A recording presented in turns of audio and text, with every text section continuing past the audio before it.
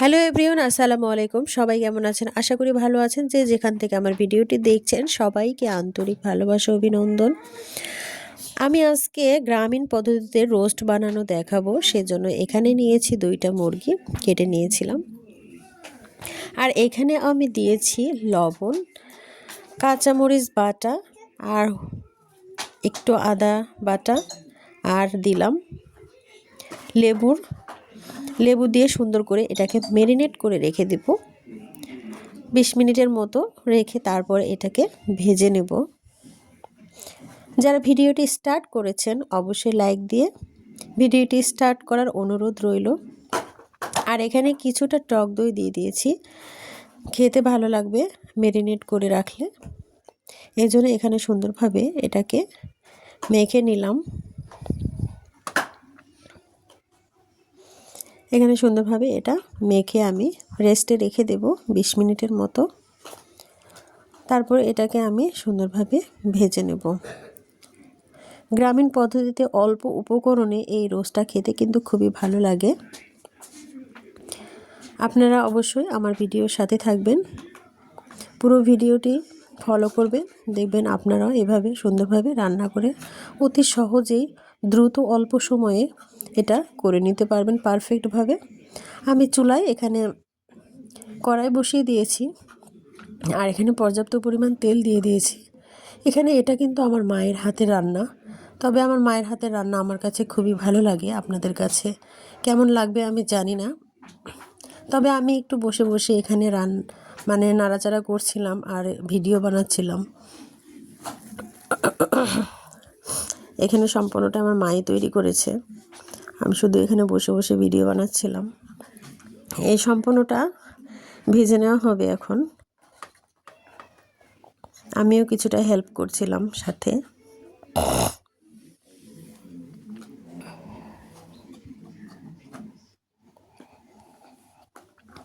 এদের সুন্দরভাবে উল্টে পাল্টে ভেজে নিতে হবে।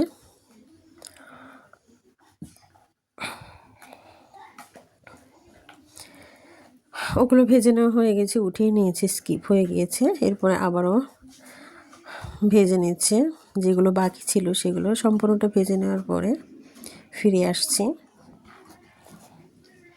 যারা আমার চ্যানেলে নতুন এসেছেন এবং ভিডিওটি স্টার্ট করেছেন তাদেরকে লাইক এবং কমেন্ট করার অনুরোধ রইল। আপনারা সবাই একটু লাইক কমেন্ট শেয়ার করে দেবেন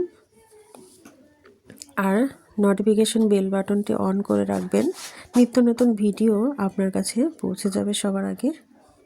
এখানে আমার সম্পূর্ণগুলো ভেজে নেওয়া হয়ে গিয়েছে আর আমি এখানে সম্পূর্ণগুলো উঠিয়ে নিলাম।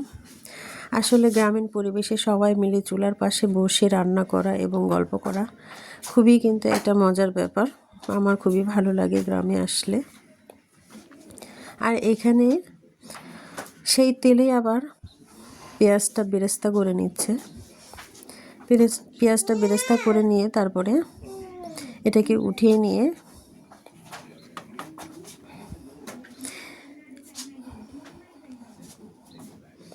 রেখে দেব। যে পেঁয়াজগুলো বেরেস্তা হয়ে গেছে এগুলো আলাদাভাবে উঠিয়ে নেওয়া হবে। যে সম্পূর্ণটা উঠিয়ে নেওয়া হচ্ছে। সুন্দরভাবে পেঁয়াজগুলো উঠিয়ে নিলে, বেরেস্তাগুলো উঠিয়ে নিয়ে তারপরে কড়াইটা পরিষ্কার করে আবারও রান্না করা হবে, কারণ সেই কড়াইয়ে রান্না করলে রোস্টটা কালো দেখাবে, দেখতে ভালো লাগবে না। আর এখানে কড়াইটা পরিষ্কার করে নিয়ে তারপরে কিন্তু আবার তেল দিয়ে এটাকে সুন্দরভাবে মশলা কষিয়ে নেবে। আর মশলা কষানোর জন্য প্রথমে তেলের উপরে পেঁয়াজ বাটা দিয়েছে। পেঁয়াজ বাটা 2 চামচ দেওয়া হয়েছে।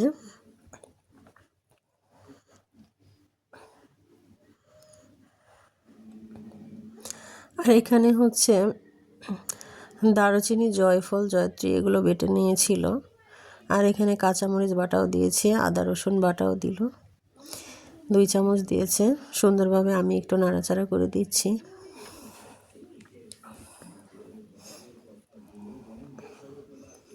মশলাগুলো সম্পূর্ণভাবে কষিয়ে নাড়াচাড়া করে নেওয়া হচ্ছে। এখানে একটু সামান্য লবণও দিয়েছে, স্বাদ মতো লবণ।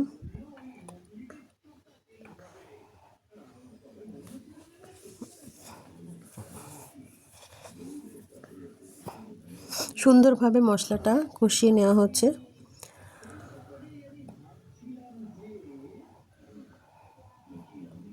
আর এখানে সামান্যতম পানি দেওয়া হলো। পানি দিয়ে সুন্দরভাবে মশলাকে আরও সুন্দরভাবে কষিয়ে নিতে হবে।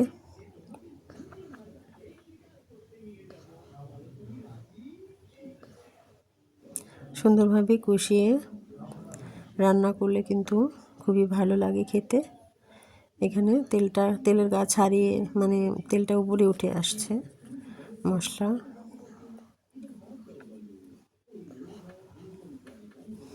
অনেক সুন্দরভাবে কষানো হচ্ছে মশলাটাকে।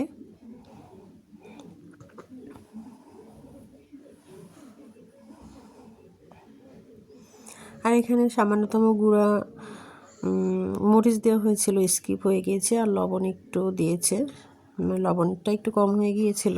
আপনার যে যার মতো স্বাদ মতো লবণ দিতে পারেন।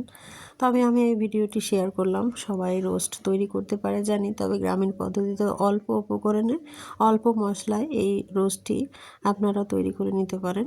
আর এই কষানো মশলাতেই ভাজা রোস্টটি ঢেলে দেওয়া হয়েছে। দিয়ে সুন্দরভাবে এটাকে নেড়ে চেড়ে আরও সুন্দরভাবে কষিয়ে নেব। অনেক সুন্দরভাবে কষিয়ে নিয়ে তারপরে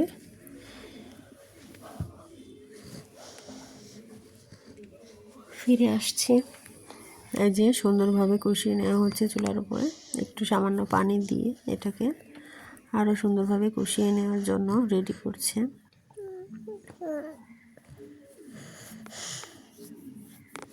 আর এখানে তেঁতুল ছিল, তেঁতুলটা সুন্দরভাবে, এটা আমাদের গাছের তেঁতুল আর অনেক সুন্দর মিষ্টি বালি বালি। এখানে তেঁতুলটা আমি এখানে করে নিচ্ছিলাম। আর এখানে নিয়ে নেওয়া হয়েছে দুধ। টক দইটা তেমন ছিল না, তো এখানে হচ্ছে চিনি আর তেঁতুলটা দিয়ে সুন্দরভাবে টক দইটা তৈরি করে নিয়েছি। ইনস্ট্যান্টভাবে তৈরি করা যায়, আর আমরা সেটাই করেছি। সুন্দরভাবে তেঁতুলটা এখানে দিয়ে দিয়েছি। এই তো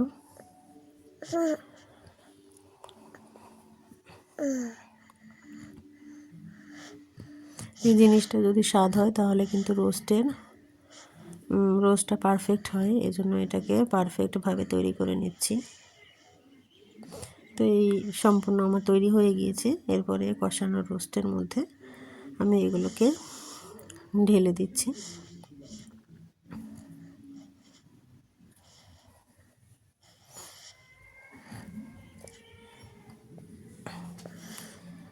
এই যে টক দই, এগুলো এখানে ঢেলে দিলাম।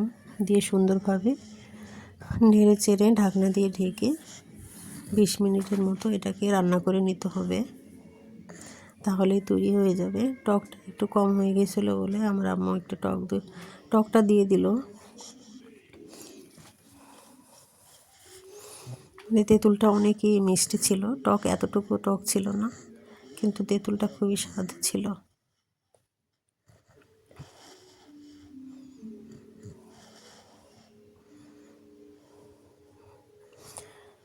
আমি একটু সামান্যতম বেরেস্তা দিয়ে দিলাম যাতে কালারটা দেখতে সুন্দর আসে।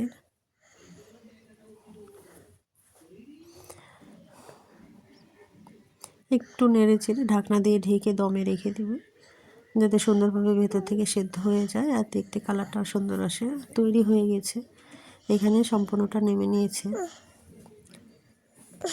অনেক সুন্দরভাবে রেডি হয়ে গেছে। দেখুন রোস্টটা অনেক সুন্দর একটা কালার চলে এসেছে।